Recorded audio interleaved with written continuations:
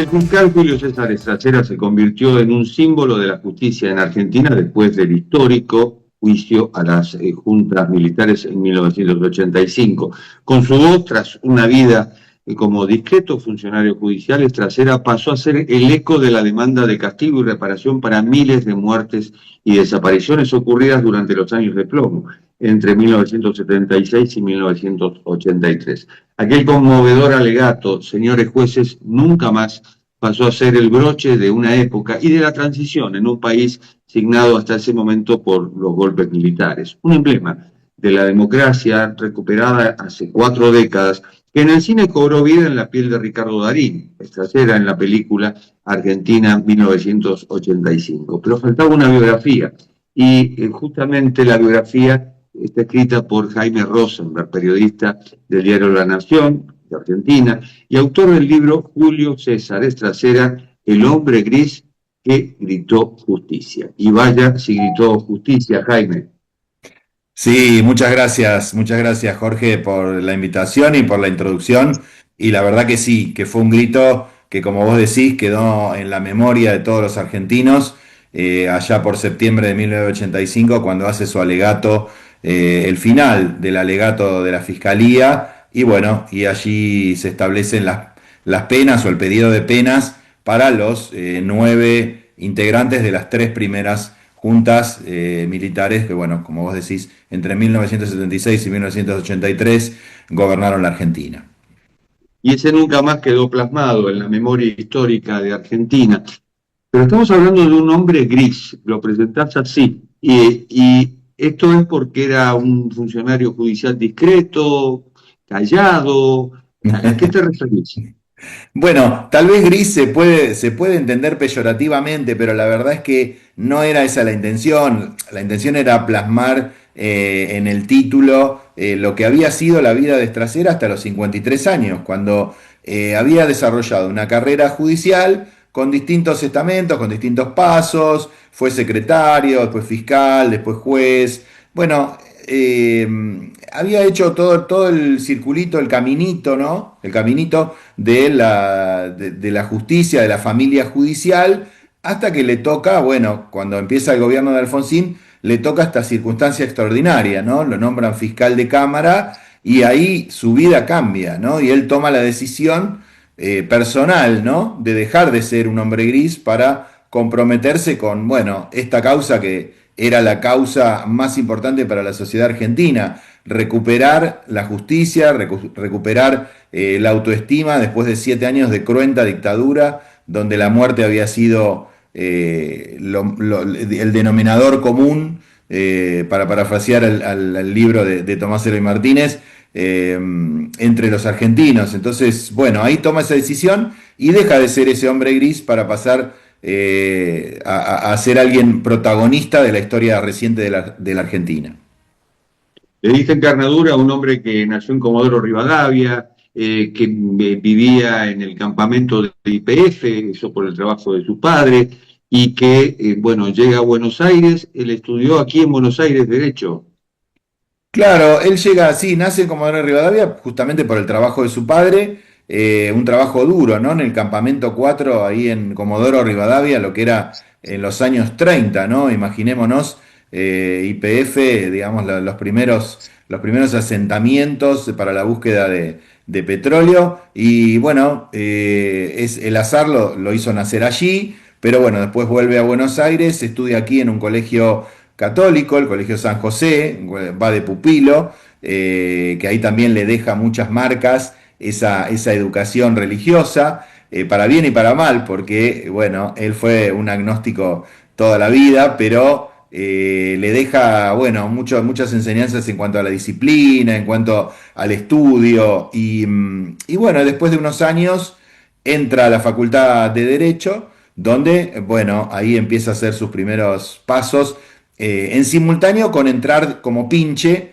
a la carrera judicial, ¿no? Empieza por medio de un pariente a hacer estos pasitos que decíamos dentro de la carrera judicial, que bueno, no era fácil en ese momento, creo que tampoco lo es ahora, pero bueno, era bastante difícil ingresar en la justicia y bueno, de a poco va haciendo ese camino y de alguna manera forjando su personalidad, ¿no? Creo que lo del secundario más este ingreso a derecho van formando una personalidad que después los argentinos conoceríamos mucho más en detalle, ¿no?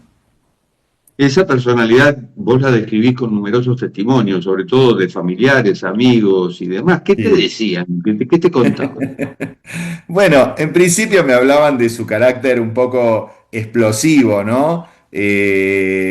Bueno, de sus enojos y de sus, bueno, reconciliaciones en un lapso de pocos segundos, ¿no? Un carácter, digamos, de mucha firmeza a la hora de mantener sus convicciones o digamos, de sostener lo que él pensaba que era lo correcto, muy metódico y con algunos tics propios de un hombre de la justicia, ¿no? Los cigarrillos, bueno, fumaba por todos lados, cierto gusto por la bohemia también, que desarrolló desde su juventud, ¿no? Una persona, un porteño de ley, ¿no? Le gustaba el tango, la ópera, pero también mucho la noche porteña. Y bueno, era un porteño típico con esa convicción bueno, de hacer justicia, siempre en los lugares donde estuvo, en los distintos espacios que ocupó, en algunos muy difíciles, como durante la dictadura militar,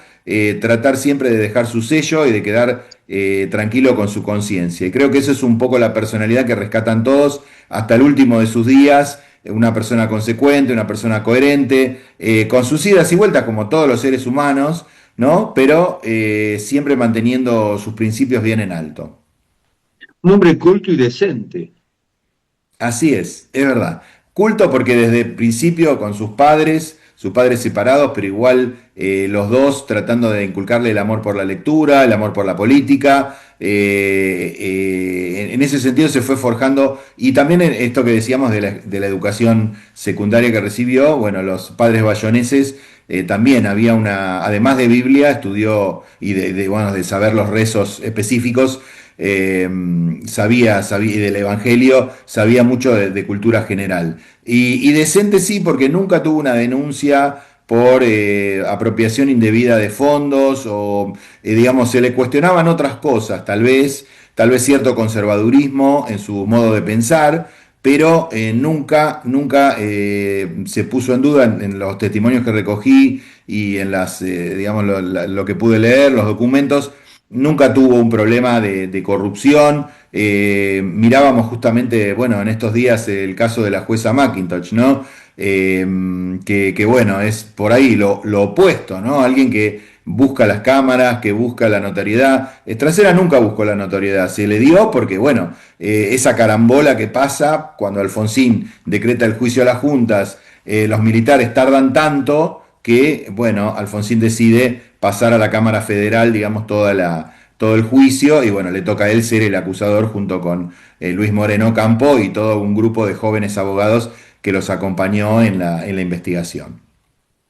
¿Estracera militó en política? Bueno, Estracera era un radical de corazón, de familia, gorila, o sea, antiperonista de toda la vida, pero nunca se había afiliado hasta que a los 70 años, en el año 2003, julio del 2003, decide afiliarse al radicalismo. Tenía 70 años, la verdad que fue sorprendente y me tocó cubrir para el Diario de la Nación justamente ese acto. Fue una noche, me acuerdo, fría en el Comité Capital, ahí en la calle Tucumán, al 1600. Básicamente lo hizo por Alfonsín, o sea, por el cariño y el respeto que se tenían con Raúl Alfonsín. Él decide afiliarse, pero bueno, su corazoncito radical lo tuvo siempre. Pasa que, bueno, en el 2003, como bien recordarás, el radicalismo no pasaba por uno de sus mejores momentos. Se había producido digamos, una escisión, se había ido Elisa Carrió, se había ido Ricardo López Murphy, y bueno, quedó Leopoldo Moró y sacó el 2,3% en las elecciones del 2003. Con lo cual no era un gran momento para afiliarse al radicalismo, pero bueno, él fiel a sus convicciones lo hizo. El kirchnerismo, entiendo, no lo trató bien al principio. No, ni al principio ni al final. Mm.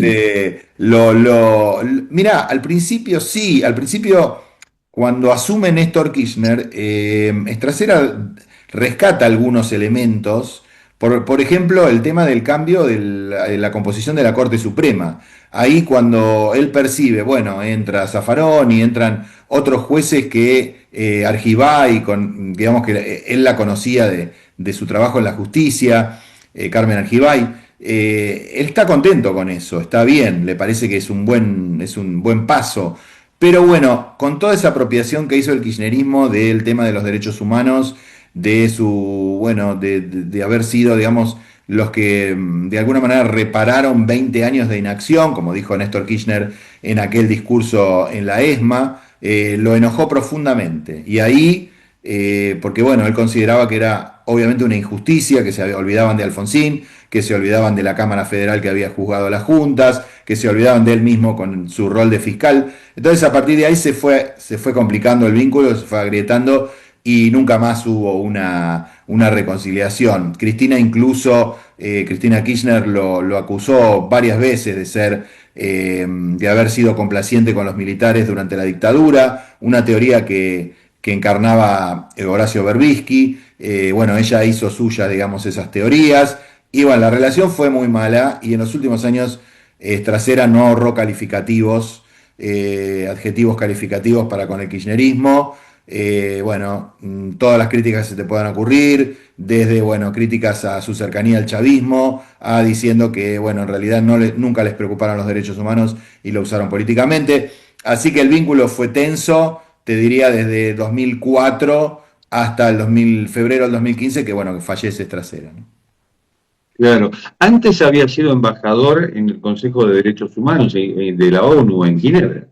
Claro, ahí es como una especie de cansancio que tiene Trasera cuando, bueno, le toca en el 85 todo el juicio a las juntas y al año siguiente la causa Camps, la denominada causa Camps, que fue el juicio a los policías bonaerenses. Recordemos la cantidad de, bueno, de acusaciones, campos de concentración, torturas, muertes ocurridos en territorio bonaerense al mando de Ramón Camps. Entonces, fueron 2 años terribles y se estaba planeando otro juicio, el juicio de la ESMA, que bueno, después de los alzamientos de Semana Santa quedan truncos, pero era demasiado para él y bueno, de alguna manera Alfonsín le da una salida elegante que fue ir como representante de derechos humanos al Consejo de Derechos Humanos en Ginebra, Suiza, y ahí está 3 años, estuvo 3 años, los primeros años muy de acuerdo con el gobierno de Alfonsín, luego cuando asume Menem se le empieza a complicar, porque Menem cambia totalmente la política exterior y la política de derechos humanos,